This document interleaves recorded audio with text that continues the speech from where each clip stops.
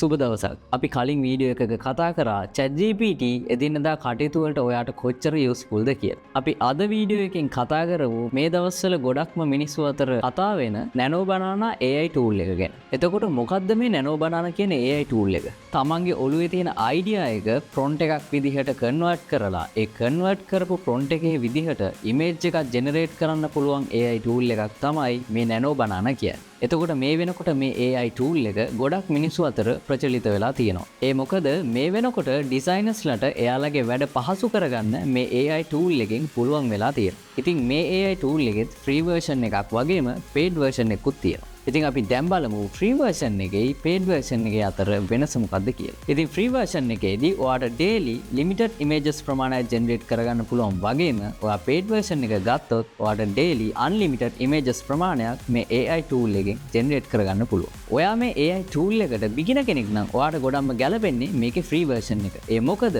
මේකේ තියෙන features ඔයාට free use කරලා බලන්න පුළුවන්. හැබැයි ඔයා advanced designer කෙනෙක් නම් ඔයාට ගොඩක්ම suitable වෙන්නේ මේකේ paid version එක. ඒ මොකද ඔයාගේ daily designing වැඩ කටයුතු හරිම කෙටි කාලයක් ඇතුළත ඉතාමත් වේගවත් කරගැනීමේ හැකියාවක් මේ AI tool එක ලබා දීලා තියෙනවා. ඔයා මේකේ subscription plan එක buy කරොත් ඔයාට මේකේ අලුත් advanced features try කරලා බලන්න පුළුවන්. මේකේ තියෙන bestම advantage එකක් තමයි මේක free use කරන කෙනෙක්ට AI technology එක ගැන හරියටම study කරන්න හොඳ chance එකක් ලැබෙන එක. අපි දැන් කතා කරමු මේ AI tool එකේ තියෙන disadvantages ගැන. ඔයා designer කෙනෙක් විදිහට මේ tool එක use කරනකොට flex cutout වගේ ලොකු resolution යන design වලට මේ AI tool එකෙන් generate කරන images use කරන්න බෑ. මොකද මේ AI tool එකෙන් generate වෙන්නේ low resolution තියෙන images. ඔයා ඔයාගේ අවශ්‍යතාවය අනුව තීරණය කරන්න ඔයා මේකේ free version එක use කරනවද එහෙම නැත්නම් paid version එක use කරනවද කියලා. මේ වගේ useful videos නරඹන්න ever efficient අපේ YouTube channel එක subscribe කරන්න.